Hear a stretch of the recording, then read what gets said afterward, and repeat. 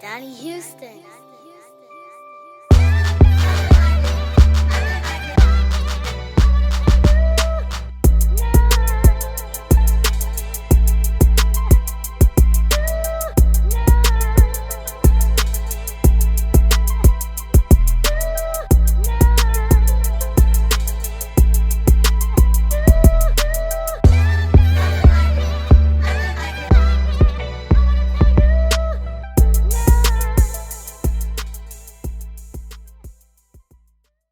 So my name is Ronnie Ben Cosme. I am with WeWork. I'm the director for the city of Houston. Well, we're super excited to host this conversation today for a lot of reasons. If you know Houston, you know that this is where the heart of the hustler lives. So this is a very common conversation being had all over the city. So it's really our honor to host it here today. If you don't know what WeWork is, the best way to say is that the office space is a vehicle for us to deliver on community. We're just really trying to connect people to their passions, making your work day easy so you can get to what you love. So that's why you'll see quotes around here like "do what you love" and people wearing shirts like that. That's really what we're after. So that's why this conversation makes a lot of sense for us to play host. Again, truly our honor. I appreciate a lot of the great people here today.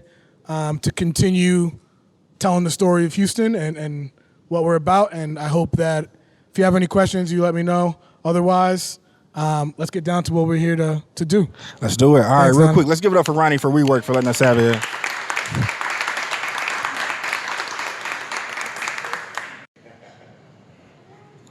Perfect. All right, so my name is Donnie Houston. For the people who don't know me, I'm a DJ and producer. We're here to talk about Heart of a Hustler. This is about the hustler. This is about the entrepreneur. This is about making something from nothing. This is about turning your dreams to reality. So we have some special guests here. To my right, we have Nard from Nard Got Sole, custom shoe designer. Y'all give it up for him. Yay. Nice. To the right, we have Tasha, representing SneakHer Summit and SneakHer Summit. Yay. To my left, we have Bryan Kadoma, who's actually the head of SneakHer Summit, founder of SneakHer Summit.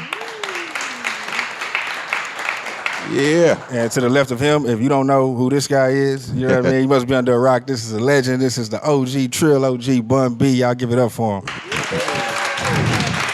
Thank you. For sure, man. I appreciate y'all being here, man. Thank you for having us. I'm happy to be here, man. Nice. How's everybody feeling? I'm good. Great. I'm good. I've been on the mojito, so I'm right now. Nice. That's what's up. All right, so let's start with Nard, man. Nard, tell me just a little bit about your story, man. I know you're doing custom sneakers now, but it didn't start out like that for you. No, it actually didn't start out with me doing custom sneakers. I was a manager at Target. You know what I mean? Working a 9 to 5, providing for my family. And one day, a pair of my retro 12s, playoff 12s, fell apart. And I decided to throw them away. I was like, man, they no more good. 3 weeks went by. I'm still crying about it. I'm like, man, I miss my shoes. And my wife was like, man, you mentioned them shoes one more time, I'm going to kick your ass. I'm like, okay, cool. So another pair of my Cherry 10s was starting to do the same thing. I was like, I ain't throwing away no more shoes. I learned how to restore them or whatever. And I posted them online while I was working at Target. A couple of my friends, they hit me up, just man, hey, I got some shoes I need to restore. So it all started from there. One day, Target, they decided it was going in a different direction, doing layoffs and stuff like that, and overworking. They were laying off people and overworking the others who were still there, like myself. And I decided one day that I'm no longer going to be taken advantage of, and I walked out. I mean, mid-shift, I busted my ass there. I mean, every day, and I was like, nah, I'm good. You know what I mean? So I was like, man, I got about 15 pair of shoes at home right now. What could this look like if I spent the 40 hours that I spent at Target at home doing this? So. And what were you doing at Target? I was a manager of electronics and toys. Okay, nice. So I decided to, step out on faith. And I walked out mid-shift one day. Because I was just up here. You just quit? You just said I'm out? Yeah. You didn't tell nobody nothing? No, I put in my 2 weeks notice. Okay. I put in my 2 weeks notice. I tried to do it the right way. But you start. Oh, do this, do that. I was like, okay, let me do this. But there's a project that has to get done, and I'm like, I can't do your work and mine right now. Let me finish mine, then I'll do this. And it's like, nah, I'll do it now. Oh, you're insubordinate. If you don't do this, I'll put you down as non-rehireable. I was like, oh, okay. Well, shit. Let me help you out then. Let me help you out. I went back to my area. I locked up everything, make sure everything was crisp. Got my keys. I was like, here y'all go. Y'all have a nice day. Yeah. And the rest was history, man. Nard Got Sole Customs came alive. So at that time, how many customs are you doing when you decided to quit your job? At that time, I actually only did 2 customs at the moment. I was doing restorations. I only did 2 customs. Okay. But the restoration thing was popping off, though. Yeah, the restoration, I had enough, shoes to deep clean and restore and re-glue and stuff like that. Okay. That I could, have some type of income coming in or whatever. And then more people just started hitting me up about customs after I did some cement 6s. And then I started doing black infrared 6s leather before the black ones actually came out. Okay. And one day a guy was like, hey, man, I see you do all these customs, man, but can you do like something with like the Texans on it? I was like, he's like, my bad. When you say leather 6s, are you saying you put the leather on the 6s? No, they were the white infrared 6s. Yeah. Oh, yeah, got the leather on it. Yeah, for sure. So I was blacking them out. Okay. So I was black and I leave the infrared on there. Okay. So before the black ones came out, before the black ones, I was doing that already. Sure. Yeah. So and guy hit me up. He was like, yeah, man, I know you're a Cowboys fan, man, but can you do some Texas shoes? I was like, that's fine. Business is business. I'm not, me being a Cowboys fan don't have nothing to do with that. Let me see what I can do. Yeah. And it was a freestyle custom, man. I did it for $100. $100. How much does it cost to get a custom right now? Right now, for that particular custom, it would be $300. Okay. All right. So my average custom price is between $200 to $400. Okay. So you're starting at $100 right now. Yeah. So at that moment, I was doing it for $100. Which it literally took me about 9-10 hours to do at the moment because I was hand painting everything until I got more advanced and started airbrushing. I did them. My guy DJ Bull from Dirty Third Records. Yeah. You know DJ Bull, Dirty Third Records. He was like, bro, man, them Texas is sick. He a Cowboys fan too. Yeah. But he was like, nah, I got to send these to Paul Wall. He sent it to Paul Wall. 5 minutes later, I'm chilling with the kids and my phone bling, bling, bling, bling. I'm like, what the hell's going on? Check my phone. Yo, Paul Wall just posted your shoes. Yo, Paul Wall. I'm like, what? Next thing you know, bam, here you go again. Bling, bling, bling. What happened? Yo, man, Bun B just posted your shoes. Bun B just posted your shoes. I'm like, what? And these are the Texans 4s. These are the Texans 4s. I'm sure everybody here has seen them at some point. These are the Texans 4s. And I'm like I literally had anxiety because my phone was going off so much and so many people was hitting me up on Facebook, text, email, and I just had to put my phone down, and I'm in there like 3 o'clock in the morning. I'm like, okay, I'm gonna go to sleep, and I'm gonna wake up and I'm gonna check these emails. And I'm going through, and next thing you know, 97.9 posted it. Nice kicks, they just everywhere. Nice. They are everywhere. And this is within how much time? Like, what's the turnaround? This is all same day, all this is going on? This is all within like two days. Yeah. I didn't know what to do. Because I'm used to, my partner's pulling up, I get a shoe or 2 here, a shoe or 2 there, I was doing about 10, 15 a week or something like that, getting in like restorations or whatever. I still wasn't really into customs like that. And this was coming around Christmas time, so I'm checking all these emails, and people just blowing me. I got like 560 some emails. How many customs how deep are you into the customs before you do the Texans and it starts popping? I wasn't that deep in it. Like I said, I was doing like colorways here and there, but restorations was still like the main income or whatever. Yeah. And man, I get to like 200 some emails. I'm like, man, look at this Bernard Freeman. I'm like, man, who's that? Oh shit! Hey, this Bun B. hey, Bun, man, you ain't gotta email me, man. Call me on my phone, man. You got my number right here. Yeah. You know what I mean? I get a phone call. I'm in there with my mom. I'm like, Mom, this Bun B. You know what I mean? Like I grew up on, UGK. I'm pretty sure like everybody else up in here, you know what I mean? And that moment was just crazy to me. And like I say, October 8th, 2014 is when Nard Got Sole became a household name. You know what I mean? So I'll never forget that date. You know what I mean? Because I was, and the holidays was coming up. I was like, man, I probably got to go back to work, man. I got to go find me another job. You know what I mean? I got kids to feed, kids to take care of. My savings was kind of going like this. But at that moment, you know, everything just went up from there. And here I go, 5 years later, Nard Got Sole Customs, you know what I mean? I'm shipping shoes around the world. And so you've done, what's the furthest your brand has gone? You know what I'm saying? Because I know you're shipping around the world. What's somewhere where you've been like, man, Bangkok or where? Like, what, you know what I mean? Somewhere like kind of took you off guard. New Zealand. New Zealand, nice. New Zealand.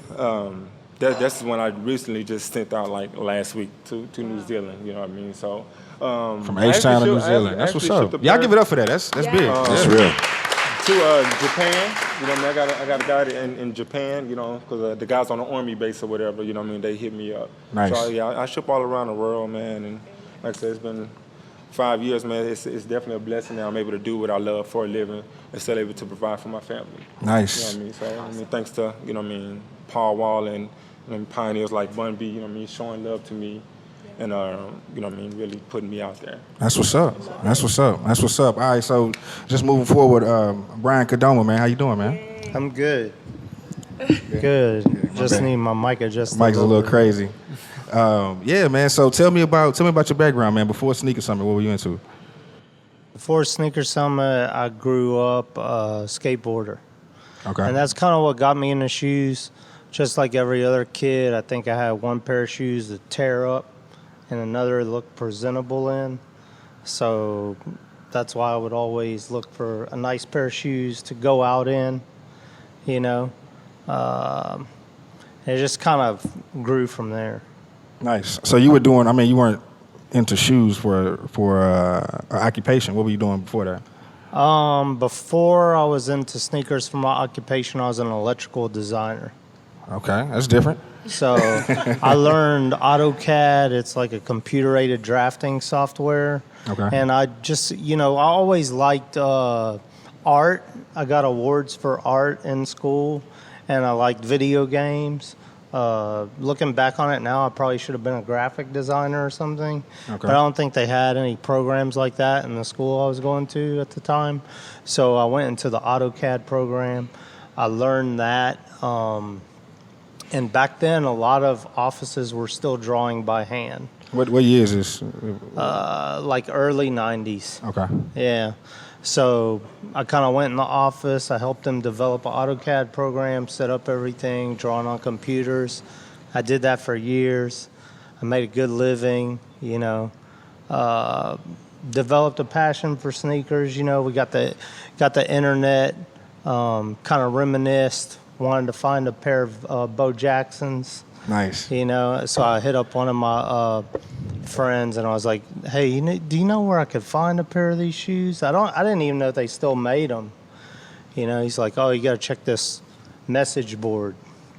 There's no social media or Facebook or anything at the time. It's a message board. So I got on there. That's when I realized like sneakers were becoming a worldwide phenomenon. And this is around like what year? Late 90s. Okay. Maybe early 2000s. And So internet, but before social media. Yeah, Yeah. I saw people on there from Australia, from Tokyo, you know, all over the United States. Sneaker markets in New York and California are real big. And then there was a little Southwest section. So, you know, we started a Houston post in there, and we'd post in there on the daily, look at my new pickup, look at mine. You know, eventually we said, hey, you know, we ought to all meet up. Like, we talk on here every day. And I was kind of one of the guys took the bull by the horns, like, made it happen. Like, we met at Industry Cafe back in 2004. If anybody doesn't remember where that is, that's where Lucky's Pub stands now in the back of downtown. Yeah. You know, by the Dynamo Stadium. And we grew from a coffee shop to a sports bar to a nightclub to a concert venue. In 2011, the Houston Rockets invited us to host our event at Toyota Center. Nice. We were the first ever event of our kind in a professional sports venue. From there, we outgrew Toyota Center in only a year. Then we moved to NRG Park. I think at our peak, we were in like a 40,000 square foot exhibit hall with like 8,000 people in there. Nice. But, you know, fashion's cyclical, so it has its ups and downs. Right now, I think is a real good time in sneakers and fashion. You know, it's very exciting. You're either like too bougie to care or too garage to care. You know, you got people like Kanye and Virgil breaking barriers. And then you got kids running brands out of their garage just, you know, making $1 million. So it's a real fun time. That's what's up. So how were were these like sneaker meetups when y'all were first doing the early things? Because, now it's like a thing, like a trade show almost. Like The first show, we probably had a couple of dozen people come. I think only 2 of them actually showcase shoes. The rest just kind of wore their favorite pair, their latest pickup. And I remember that day people were buying stuff right off of each other's feet. Like people went home in socks that day. So what did that tell you, that it was like, okay, there's something here? I remember stepping out of the car at the coffee shop, and I heard some kids say, "Look at that old guy wearing Jordans," and that's when it like dawned on me. I was like, man, I thought everybody that liked Jordans at least saw him play. In the shoes, but no, they didn't. And then I realized, like, okay, I'm one of the more mature people here. Like, I need to make sure this is going to happen again. So I told them, hey, when you guys get out of school in the summer or come home from college, like, we'll do this again. And, they went home. They told their family, their friends. And in the beginning, I want to say each event just doubled in size with every event. And it was growing exponentially like that. I want to say until 2012, from 2004 to 2012, yeah. So 2012 was really like when it was like, okay, we have arrived. We are the SneakHer Summit. It was a big deal, yeah. Yeah. I mean, it still is a big deal, but we try to push the culture, push the envelope as much as we can, steer it in the right direction, And what for someone who's never been to the SneakHer Summit? You go to the SneakHer Summit, and what are you going to see? Our main goal at the SneakHer Summit is to provide like a fun and safe environment for the community to come celebrate their shared passion for sneakers. And you got everybody there from, the kid spending his first hard-earned money on a pair to, celebrity like Bun B that's got every pair in the world, So it's just a wide variety of people. We all come there, for the same common bond. We love sneakers or fashion, and we want to express ourselves. We want to share that with one another. That's really what you can come to expect there. Right, and now it's turned into a store. So you got the storefront. Yeah, we did the event for, I want to say, a dozen years before we came up with the concept of opening a store for people to celebrate that every day. Nice. So now it's become like a destination place. Like we get a lot of tourists from everywhere, from Japan, Australia, Dubai, Mexico. Every day people are coming in our store from all over the world. And for the people who are going to hear this, and for the people here who've never been, what's the address on that? 3814 South Shepherd Drive. Nice. All right, perfect. So, all right, let's move over to Tasha. Who's also a part of, she's super excited. I like it. Yes. Ooh, my mic is ready. That's what's up. All right, so you're part of the SneakHer Summit crew. Absolutely. And you've created SneakHer Summit. But tell me about your background, because it's a little interesting about how you even arrived here. Yeah, it's great. I mean, everyone always says, like, how did you get into sneakers? And I always say, like, I was a tomboy. Like, I grew up that way. I wore my brother's hand-me-downs. My parents always had me in, like, Polo and Tommy Hilfiger sneakers and Nike and Adidas and all that. So I guess it heightened in college. I went to school for fashion marketing, and all my projects were like around streetwear. And so I was like, well, I don't want to do like high fashion or couture. I don't want to work at a department store like Neiman's or Nordstrom. All my peers were doing that. And I was like, I don't want to do this. I want to be like chill, streetwear. That's what my passion started to become. And so then my first job out of college was with a company called Karmaloop, but I'm not sure if some might be familiar. Definitely. Yeah, it's still around, but that was my first internship out of college. Interned with them for about 8 months, and then they finally hired me on. Stayed there for about a year and a half. After a year and a half in Boston, I called up Bryan I was like, yo, I can't do this Boston life. But wait, how did y'all connect? I just reached out. I went Okay. to SneakHer Summit in 2012. I can't remember if it was at Toyota or NRG, but that was my first time coming to Houston and my first time going to SneakHer Summit. And you came it's- for SneakHer Summit? Yes, I did. Yeah. And it's crazy how it comes full circle, because I went to SneakHer Summit, enjoyed it, went back, graduated college, and again, Carmel Loop was my first choice, so there wasn't really any question I was going to Boston. But I just didn't like it there. I wasn't happy, super underpaid, doing like 50 people's jobs.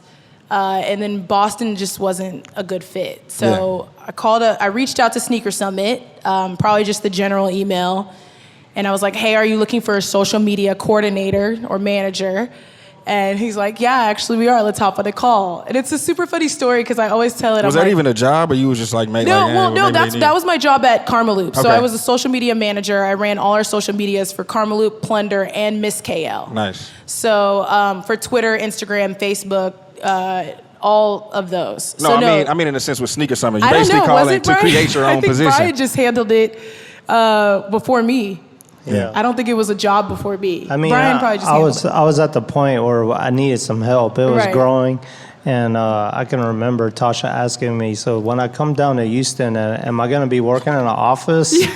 And at the time, I was running SneakHer Summit on my bedroom. I was like, I don't know. So that's kind of what got the gears in motion Yeah. for the storefront, for the office. But yeah, So it's a funny funny. story. Yeah, true story. I was like, yeah, so I'm going to be in an office. And, you know, it wasn't a full time. It basically was like I kind of worked from home and just posted.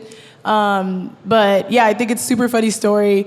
I did the event for 1.5 years before he decided to open the store and bring me on to open the store. And so been with the store ever since it opened. And then February of last year, I decided to launch the female division SneakHer Summit. Nice. So I mean, I'll give it up for that. Yeah. Thank you. Yeah. Thank you so much. So it's SneakHer. I mean, it's one thing to not really see a lot of women involved in the sneaker culture, Yeah. but then to not just say I'm gonna wear sneakers, but get in here and start my own brand. Tell me Right. about SneakHer Summit and just where you plan on going with it. And I say this a lot. I feel like Houston inspired me to do that. I feel like I couldn't have done this anywhere else. Nice. You know, I'm from Nebraska, went to school in Kansas City, and then lived in Boston. But I feel like the support in Houston is like astronomical. I've never seen anything like it. The culture, everything. So I think the path that I had to take was the path that was the perfect path. Like I feel like it's amazing that the support, that there's women and men supporting me. But yeah, I feel like women, again, we're not, especially the women that are in the industry, we aren't necessarily treated with the highest regard as we should be, with our male counterparts. And so just putting that into the men's, like putting that into their ears. Like we're here, I'm not the assistant. Yeah. I don't just, hang around. I'm actually making these moves with Bryan. And we're, also designing, tons of females are designing now. And so I think it's a great thing to bring women to the forefront. Definitely bringing more women to SneakHer Summit, the event and the store. And then, we basically try and do events tailored towards women, but just regular events. Like it doesn't have to be a female sneaker event.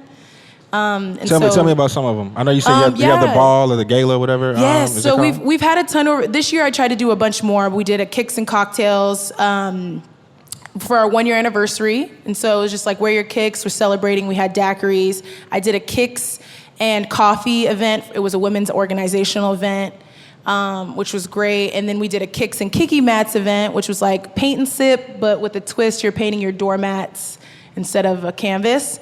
And then, in the fall, we have a sneaker charity ball, which is amazing. You come in formal attire and your sneakers.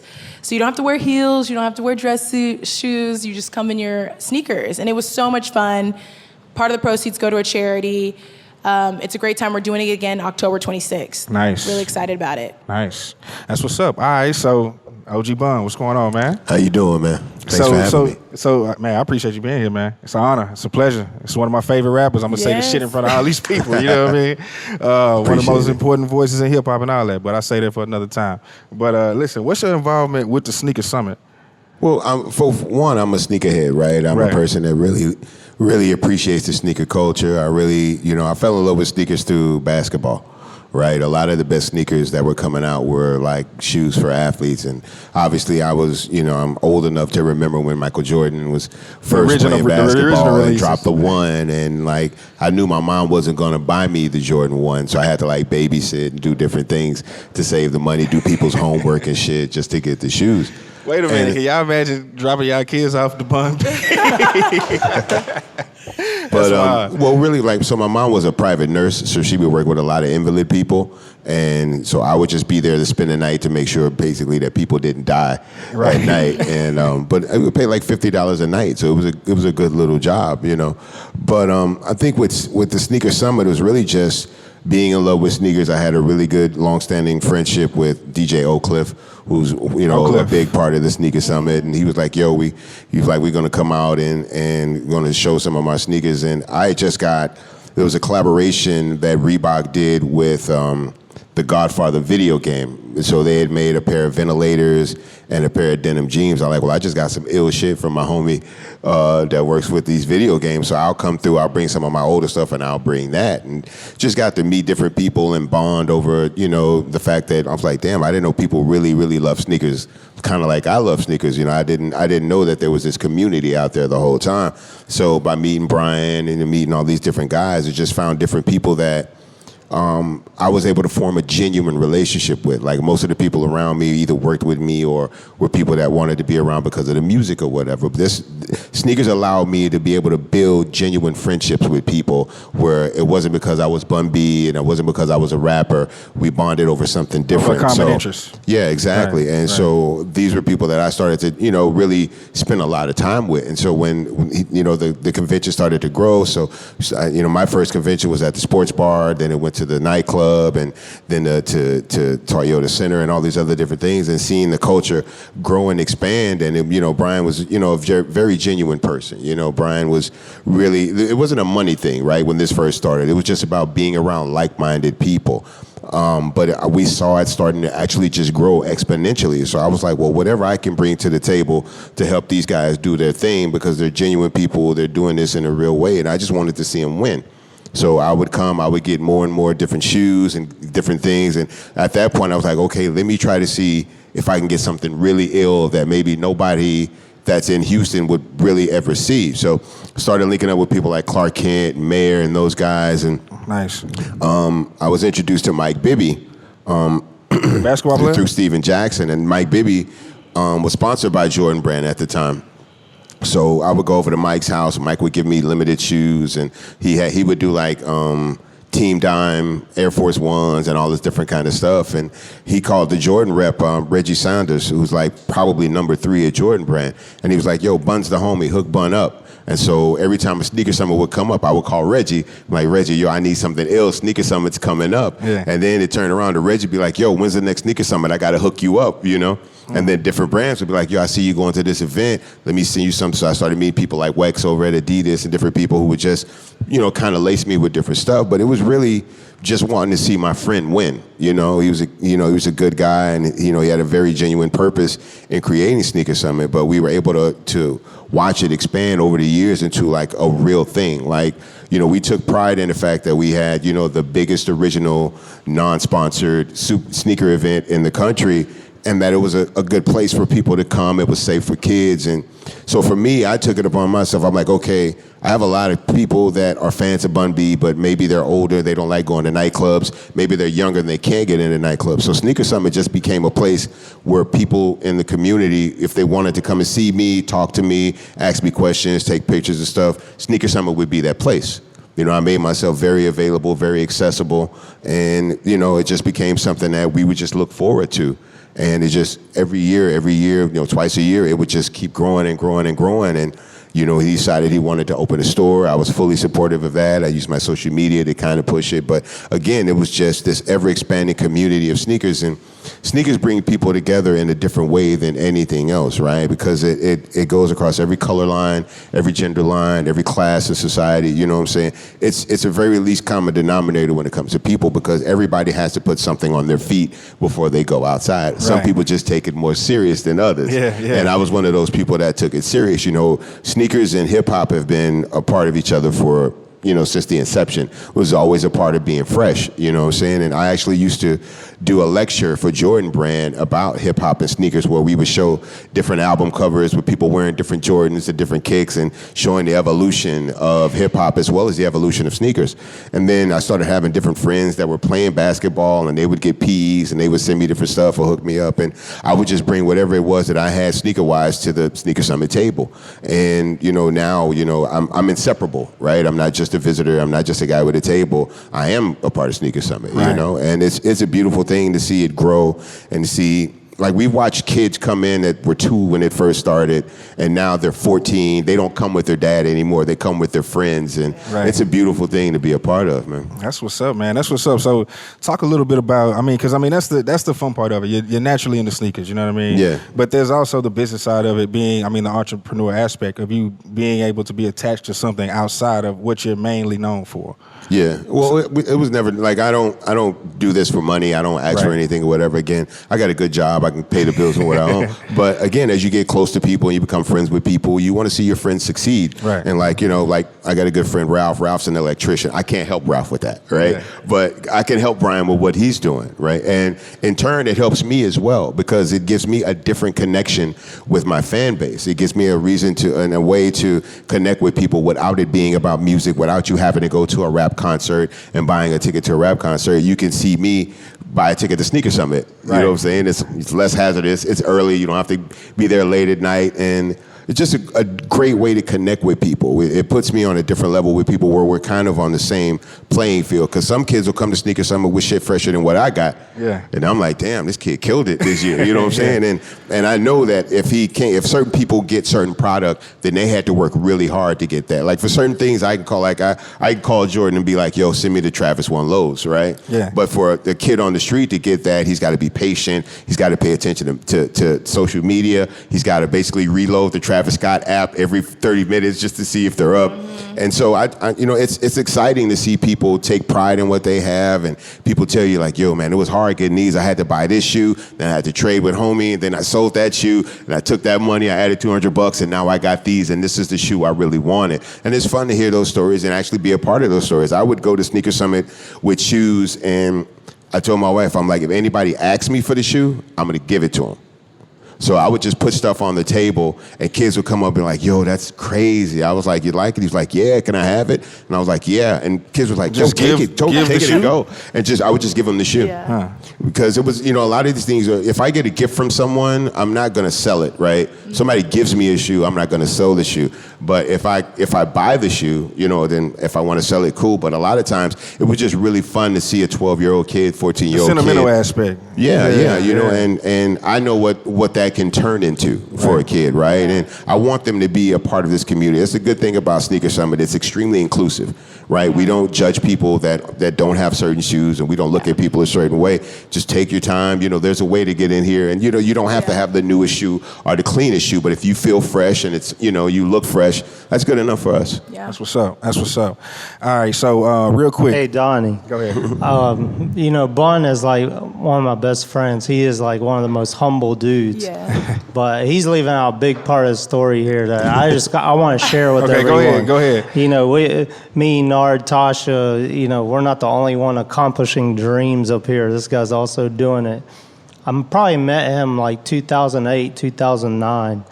So we've been friends for 10 years. And I remember him telling me one day, maybe he doesn't remember, but he told me about how his best friend told him, if we ever get with Jordan, That was Pimp. that's how I know we made it. Wait, we got a Pimp C story. Wow. Yeah. So that okay. was Pimp's thing when it comes to And then I shoes. go on to watch this guy connect with Jordan, Wow. through me and us and what we're doing. And he goes on to design a Jordan with Chris Paul. I think he was the first music artist or rap artist to design a shoe for Jordan. That's what's up. Y'all give it up for that. Yes. I don't know if I've heard that story. So, now he can talk to him every day and ask for this pair of shoe and that pair of shoe. But that was just like, it was an amazing thing Yeah. to just watch that, to see that happen, and awesome. it's all, part of what we're doing here. So, it's just accomplishing dreams and pushing each other Yeah. forward and helping each other accomplish our goals. Like you talk about the heart of a hustler. Like if you want to will something to happen, it'll happen. And I think that's what we try to do with the SneakHer Summit and that community. Yeah. Just bring people together and help them understand their power as an individual and also their power as a community. Yeah. That's what's up. Okay, before we go to the next thing, can we get the story about the Pimp C and the Jordans and all that? There was a thing, you know, we grew up, you know, UGK was a very underground group, and we didn't get a lot of support from our record company, promotion, marketing, and none of those different departments. So we had different things that we wanted to achieve as a group. And that was one thing that Pimp would always say, if we ever get sponsored by a brand, I just want it to be Jordan Brand. And I was like, why? It's like, because you look at everybody at Jordan Brand, they're the shit at what they do. Like, whoever it is that Jordan signs as an athlete is the shit at whatever sport they're in and whatever position they play. And he's like, I only want to be associated with greatness. And then he ended up going to prison. So when he came home from prison, we had our first video shoot. I was like, yo, these are Jordans from Jordan. Like, we're sponsored by Jordan now. And it was like, he was like, for real, Pee Wee? Because that was the nickname he used to have for me. And I was like, yeah, man, we made it, you know, and I was proud of the fact that I was able to achieve things while he was gone, so that when he came home, it was a different level of success, a different level of notoriety, and a different level of sponsorship, you know. So it was a big accomplishment for us as a group, for me and as an individual, and for him just as an artist, you know.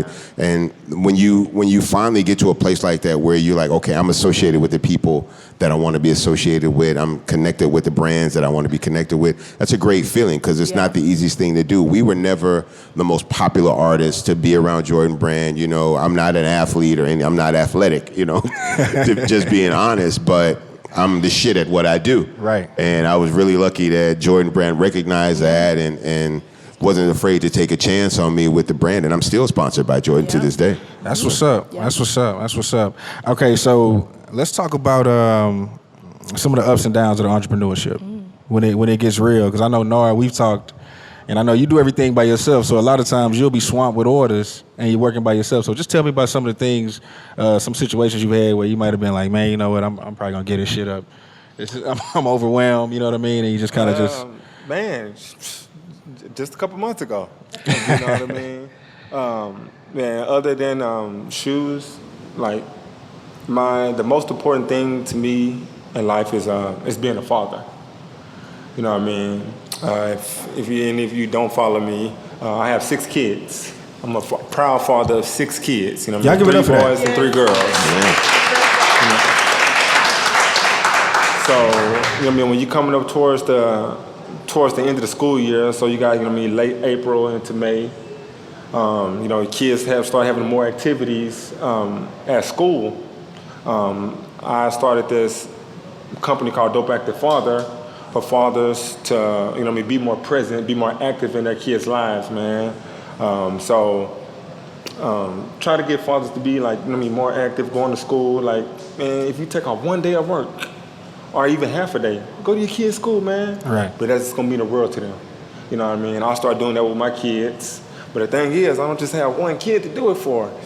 I gotta do it for 6 kids. You know what I mean? Yeah. You know what I mean? Well, I do it for 5 because a baby girl, you know what I mean, she's the one at home with me all day. You know what I mean? So she tag along with me to all the, you know what I mean, all the different schools or whatever, but I got to go to all these different schools, you know, and I'll start spending, I mean, it's time, you know what I mean? Oh, Daddy, I got this at school. Daddy, I got this. Daddy, I got this. Okay, I'll be there. You know, and I show up, I volunteer at school. I'm part of the Watchdog program at my kids' school. So late April, May, I spend a lot of time in my kids' school. The next thing I look up, I got orders that's supposed to be due. You know what I mean? Next thing you know, I'm 20 orders behind. Just that fast. Yeah. I mean, 20 orders behind. And the process usually per order takes about how much time? Like 3 months, right, or something you said? It depends on the custom I'm doing, man. I can be looking at anywhere from 4 to 10 hours. Okay. You know what I mean? But certain shoes like Jordan 11s, when I'm customizing 11s, you actually, you know what I mean, time total together is probably about 6 hours. But with you having to let the patent leather sit and dry properly, that's what takes so long. You know what I mean? So you pretty much start on that project, leave it alone, go do something else, and you got to come back to it, you know what I mean, about 2 to 3 times so you can get the whole thing done or whatever, you know what I mean? So it could, I mean, time can slip away that fast, you know what I mean? And like I say, come June, And people blowing me up. Yo, man, what's up, man? Yo, what's up? You know what I mean? First week, school, kids. Are we gonna do this? You know what I mean? Going on a trip here, and I'm like, man, I got a lot of work to do. You know, and it's like hard to like get an assistant. A lot of people say they want to work, they want to do this, but man, they really don't want to get out there and put in that grind. It's like, y'all don't really know what I be doing in here all day. I'm a father of 6 plus, I'm in here, you know what I mean? So my kids go to sleep, I'm still at work. And they go to sleep by midnight, 1 o'clock, I'm not going to sleep till probably about 4 to 5 in the morning. They wake up probably about 9, I'd have been up by 8:30. I'm in the groove already, you know what I mean? I'm getting it in, you know? So, at that, you know what I mean, then I start getting booked for events out of town. I go to Austin, I gotta customize in store. I have to customize in store an event in Austin, you know what I mean? So when I'm out of town, or I fly to Atlanta and I got an event with Reebok and I'm customizing, I still got orders at home. Nobody's working on it, you know what I mean? It's just sitting there because it gotta wait on me to come back. So, and that's the part right there that gets difficult when I'm not in the office or I'm out with the family and no work is being done. Because I still got to come back and do that work. Right. You know what I mean? And I mean, I take pride in what I do, man. I've always been a sneakerhead since I was, you know what I mean, kindergarten. Right. You know what I mean? I've always loved sneakers, so it's not nothing I can get in there and just rush and just do. I mean, it got to be done right. You know what I mean? Like, I'm Nard Got Sole. For sure. You know what I mean? I take pride in what I do, you know what I mean? So you know what I mean? I don't rush it because I still have to do it to perfection. For sure. So tell me, what's some of the things that kind of keep you focused? Like when you get in those times and you're like, man, I'm swamped. You know what I mean? I want to give up. What's some of the things that you focus on to kind of stay grounded? Man, just thinking about, you know what I mean, the things that I have to do with family. You know what I mean? Things that I promised my kids, what I have to do. You know what I mean? And I also have big dreams. I have dreams of opening up my own store. Nice.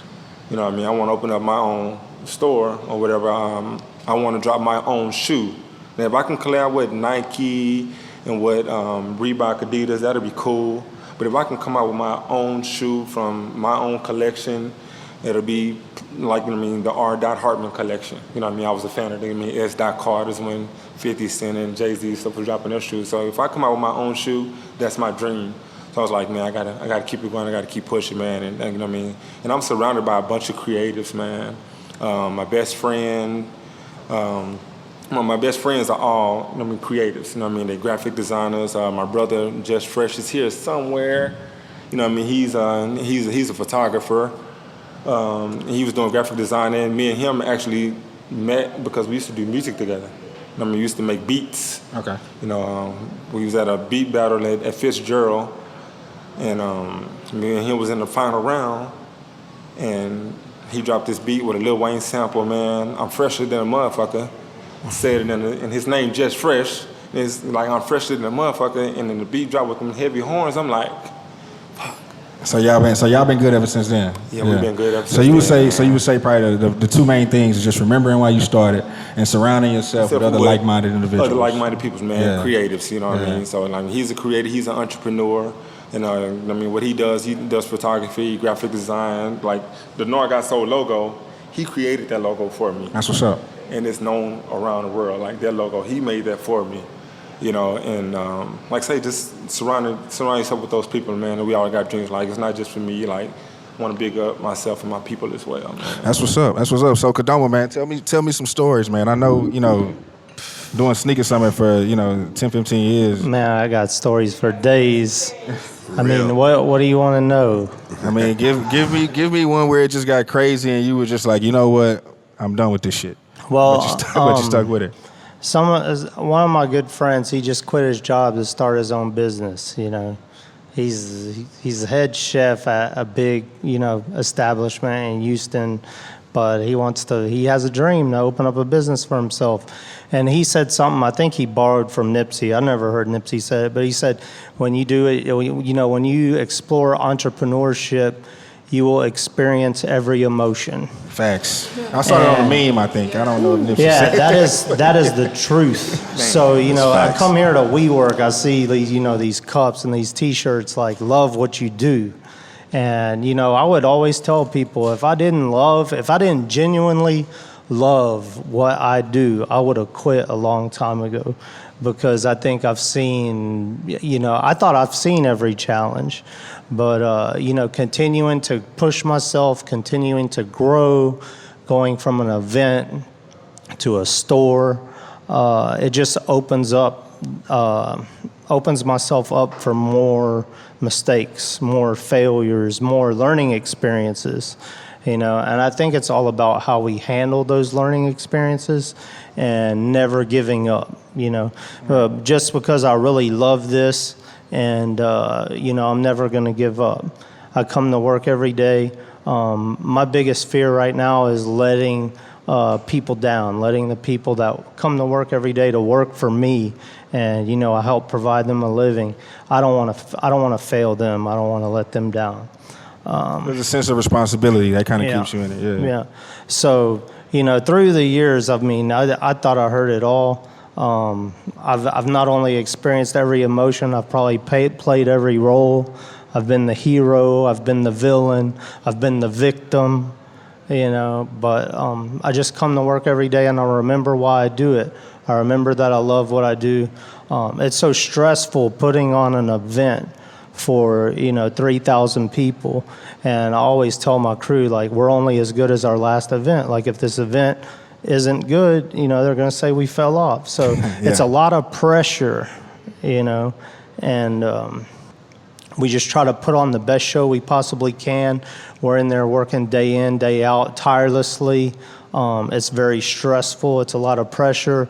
But as soon as we go on the street and we hand that kid that flyer and that smile comes across their face because they know SneakHer Summit's coming, it just makes all that go away.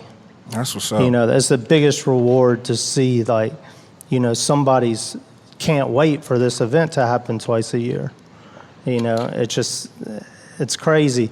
And we've been doing it so long now, 16 years, that, I've had people that came to my event as teenagers, and they're now bringing their kids to their event and bonding over shoes. That's wild. So, that's probably, or I've seen, the misunderstanding father or girlfriend, come to the event with their loved one, why are you dragging me here? Why are you spending all your money on this stuff? And they leave smiling like they had a good time and they can't wait for the next one.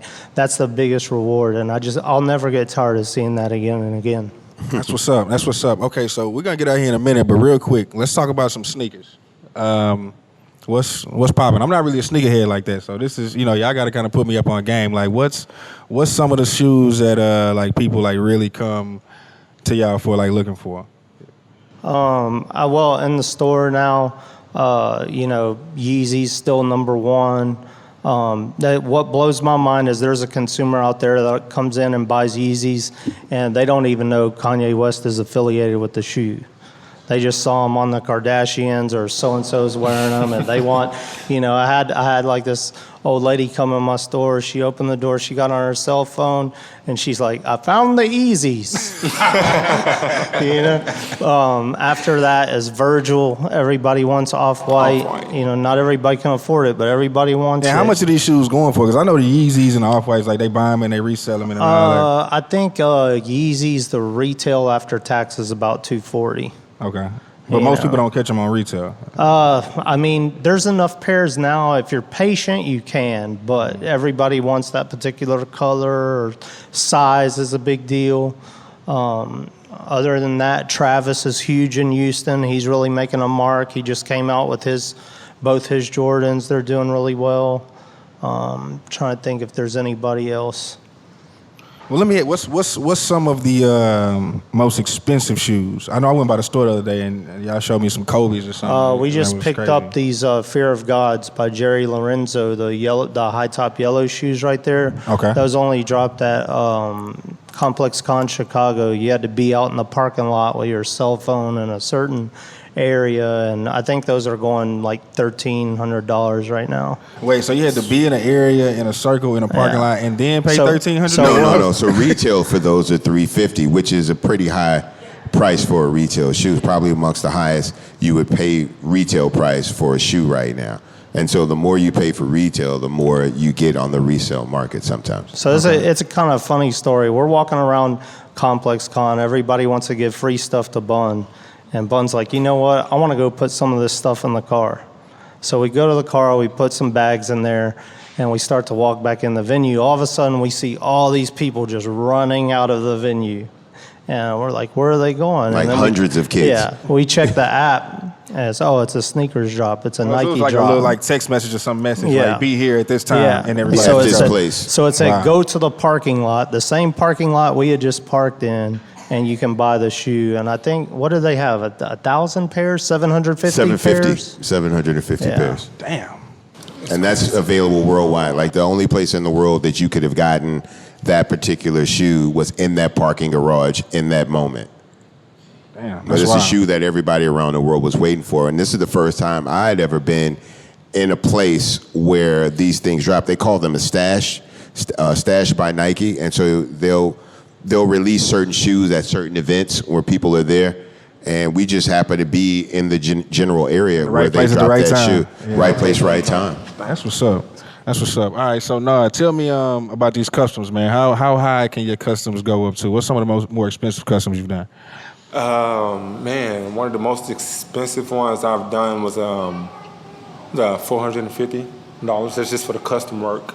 Right. A customer wanted some retro 3s, and he wanted the back tab swapped out. So it come with the original Jordan back tab. Right. I swapped it out and put an Astros logo on there. I don't personally do that. I have someone in San Antonio that do it for me. So, you know what I mean, ship it to me. I do the custom on it. Then my guy, change out the back tab on it. You know, and yeah, that's like one of the most expensive ones I've done. But I have people pay about, they want retro 11s and they want the full thing done with the patent leather, the top, and the bottoms dyed. They could be paying about, like I say, size. If I have to purchase the shoe, because Jordan resale depends on that size. You can get some shoes from about $250, but if you're looking for a size 8 or something, you're looking to pay about $350 for that. Wow. And then plus my custom work is about $300 as well. So you got people out here literally hitting me up paying about $600, $700 for custom shoes. That's what's 11s. up. That's what's up. That's what's up. All right, so Tasha, tell me what's some of your favorite sneakers? Good question. And I do have a Nard custom on. Shout out to Nard for customizing That's my what's up. Pumas. They have my SneakHer logo on it. I always say this in like all of my interviews. I'm not a hype beast. I don't do the hype shoes, especially with like the new age females. I feel like if you only have hype shoes in your closet, you're really not about that life. And so definitely, I always say Air Force One, mid or low, all day, every summer, you have to re-up. I love my Air Max 90 infrareds. Definitely need to re-up on those. I hope they release soon. Mine's from I think 2010.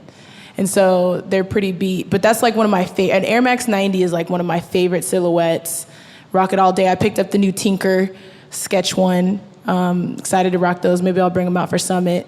I'm enjoying ones. I've never been a ones fan, but lately, with all the ones dropping, I picked up the Blue Chill at All Star. Haven't worn it, but I picked up the Royals this year, the Bread Toe. I bought a lot of ones this year, so I guess ones are in the running right now. But it's funny, they never were. My first Jordan, I think, was an 8. I think it was the Bugs Bunny 8s. Nice. And so that's always been a favorite too, but I've never seen one that I liked after. I don't know. I feel like right now, again, I like what's coming out. What's coming out? Let's talk. I was gonna ask you about that. We'll stick with the women. I like what Alayli May's doing. Not all of her shoes I enjoy, but most of them I like. I liked her 6s. Her ones are dope. Definitely the Shadow ones were really nice. And then definitely Jordan's been putting out a lot of ones and female sneakers. So, they did the Shadow backboards, the satins for women's, which is amazing. It's the most comfortable shoe, I think, out of Jordans. And so I think they're putting a little more cushion in the women's ones. And then the Cactus, that Vapor Max that just released, that's super dope. That was in women's only. Cactus Plant Flea Markets. That was a dope shoe. I've only seen 2, and they weren't in my size. So hopefully, if anybody else sees a 9, let me know. I think I would definitely enjoy that. But yeah, I think that women's shoes are really coming full force because I was saying this earlier too. Like, it's hard to get the shoes if you can't fit it. Like, not everybody can fit a men's. I'm lucky I can fit men, women's, and kids. And I know some of us, we be fitting into shoes that probably don't even fit just to There's a lot of people walk around here with their feet balled up. It's either too big or too small all day. I did that too. Yeah, absolutely. And so I've done that definitely with a lot of my shoes. Like, I'll be like, especially some that fit so different. You know, I'm a different size in Adidas, Puma, Nike. I mean, all that. But I think I'm excited. Melody Sani's coming out with some Jordans soon. She's done some great Reeboks in the past. So I'm really excited for that. I think it's been a good couple years for women's shoes. So hopefully we continue that. That's what's up. So do you have any interest in like getting into like creating sneakers or anything like that? Or are you just more so into like I want to wear them? Any what? Are you have any interest in like creating the sneakers and getting into the designing? Great question. I would love to. I think that's the ultimate goal, right? Always design your own shoe, especially if you're in this industry. I would absolutely love to. I would die if I could design an Air Force One or a Puma Clyde. Oh my God, I would we got to put it into existence, right? That's right. So exactly. I think that's the ultimate goal, of course. I think, let's say, that exclusive drop, female only, purple, of course, because our logo. Absolutely. I think I would totally love to be in the room, patching designs and picking colors and saying what I think women would want. I think it's important for a woman to design women's shoes. Y'all give absolutely. it up for that. Yes, thank you. Absolutely. Because there's a lot of men that think they know what we like. They want to put pink and no, we don't need that frilly stuff. We want what you guys have, but in our size. So That's absolutely. right. That's the goal, right? Gotcha. That's what's up. So, Kadoma and Bun, man, y'all tell me what's some of y'all's favorite sneakers, some stuff y'all looking forward to. You know what I mean? Just I'm kind of spoiled in the sneaker game because, again, like I said, I'm sponsored. You get everything, I get seeded man. by a lot of stuff. So I actually get a lot of shoes that aren't even available to the public. For Christmas one year, they sent me. So Eminem had designed a shoe with Jordan, but he's designed a lot of shoes with Nike and Jordan. He designed a particular shoe that was for 8 Mile, for the movie 8 Mile. So if you watch the movie 8 Mile, he wears a lot of Carhartt in the movie. So they designed a Jordan 4 made out of Carhartts. They were supposed to drop them in conjunction with the movie, and something happened and they didn't drop them. So they were just kind of sitting around in Paul Rosenberg's office, like 100 plus pair of these Jordans. And then probably two and a half years later, after the movie and after it was all done, they decided to put a couple of pair up for auction. So they made like 10 pair available for auction, and they all went for between $10,000 and $15,000. Wow. And so for everybody that was considered Jordan family, they sent us all those shoes for Christmas one year. So that's one. And then even recently, in the last couple of months, one of Michael Jordan's sons, Marcus Jordan, owns a store, Trophy Room, in Orlando, Florida. And so he's been able to do a couple of limited edition shoes from out of his store. And so he recently dropped 2 pair of shoes, and one of them was a blue colorway that was available to the public, and the other one was a red colorway that was only available to friends and family. And even though I don't know Marcus personally, my rep was like, yo, because what it was, they gave him 223 pair, and he was like, I don't have 223 friends like that. So he was like, is there anybody else in the Jordan family that we should get these shoes to? And he was like, yeah, you definitely got to get them to Bun. So they ended up sending me the shoes, and the friends and family shoe for that pair, that goes for like 10 grand. Wow. Right now. And so I've been really, really lucky to just, have really good friends. No, y'all wish for Bun B. I mean, right come place. on, man. Yeah. Come on. This is crazy. But it's been amazing to get to this level, what I'm saying, where I get, and then I'm not, just because Jordan sends me stuff, I'm still allowed to receive other product because I'm not an athlete, so we don't have the same restrictions as athletes have, because I'm not paid by Jordan. That's what I was going to ask you. Are you actually signed, or is it more so like we just have a relationship? No, but what they do, I have a relationship, but I have been paid by Jordan for a lot of things. Like I said, I've done a lot of lectures for Jordan Brand. We would do them at like different BET award panels. And like Jordan Classic, I would go to the Jordan Classic and lecture the young kids. Like, it was funny because I was talking about Kid and Play, and there was a kid in there that had the Kid flat top, but had never heard of Kid and Play and had never seen him.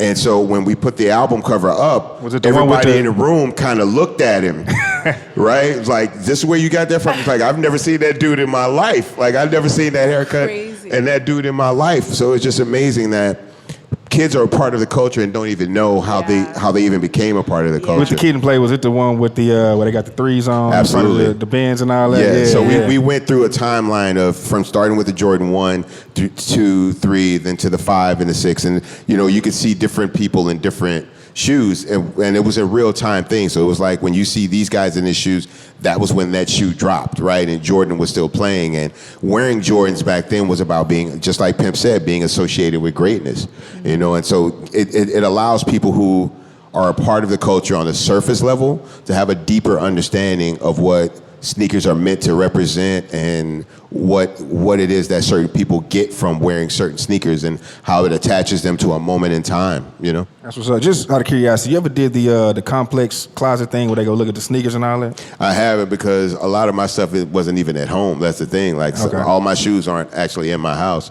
And I don't keep, like, I've been a lot of places where I've been given great shoes, but I couldn't bring the box back. Yeah. So a lot of shoes, I just ended up taking them out the box, leaving the box, which I kind of regret now because it doesn't give me, keeping them a little bit fresh, and just keeping it better organized. So it took me a while to just, like, you know, I started packing like an extra bag. Just like when I get invited to All-Star Weekend, the first time I went, they gave me like 6 pair of shoes, 4 pair of warm-ups, and all this other like Jordan brand, you know, stuff. And I wasn't prepared to bring all that kind of stuff home. The only way to get it home was to take the sneakers out of the boxes. Right. So now when I go to All-Star Weekend and I know I'm doing something with Jordan or Nike or somebody, I make sure to leave extra room in the suitcase to get everything back the way it needs to come back. That's what's up. About how many pairs of sneakers do you think you have?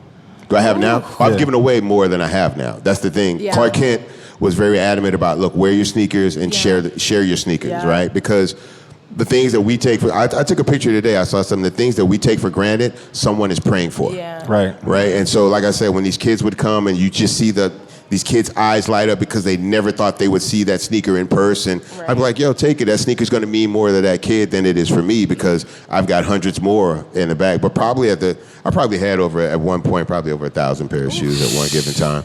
And it just becomes too much. Like, it takes up closet space all over the house, and my wife gets upset about it. But my wife has a crazy collection too, because pretty much every sneaker I get, she gets, and then there's women's sneaker. Like, I had the option of getting myself the cactus plant or getting her the cactus plant. I'm like, well, I get everything. I'm going to get her that shoe. I had the option of getting this Volt Green Virgil for myself or for her. And I was like, well, I got some other stuff, and I'm not going to wear a fluorescent green shoe all day long like that. So I cop different stuff for her. And then she also gets Louboutins and all that kind of stuff. So it's fun to see us, like, you know, she'll have stuff that she likes and she gets excited about. I have stuff that I like, and then every now and then there's a shoe that we'll look at, like the Be True Air Maxes. She was like, yo, I want that shoe. I was like, I want that shoe too. Even with the shoes that I have on, the Air Jordan 1 Twist, this is and you know what? This is a very interesting shoe because this is the first girl Jordan that I've ever worn, and she's right. This shoe is built for comfort. It's cushioned differently because I didn't have this shoe on earlier. I had on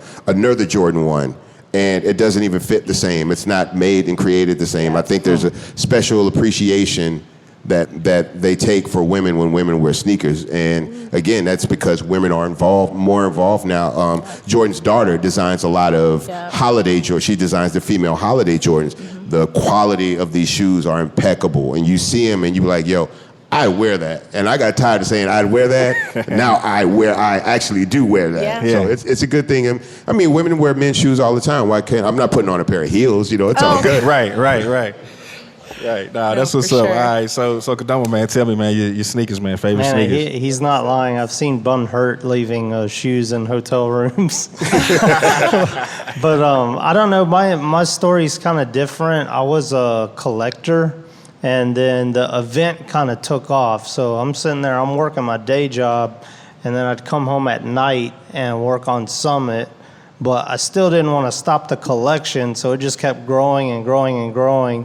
And I went from collector status to hoarder status, where there's just like shoes in every room in my house, the bathroom, the kitchen, the living room, the bedroom.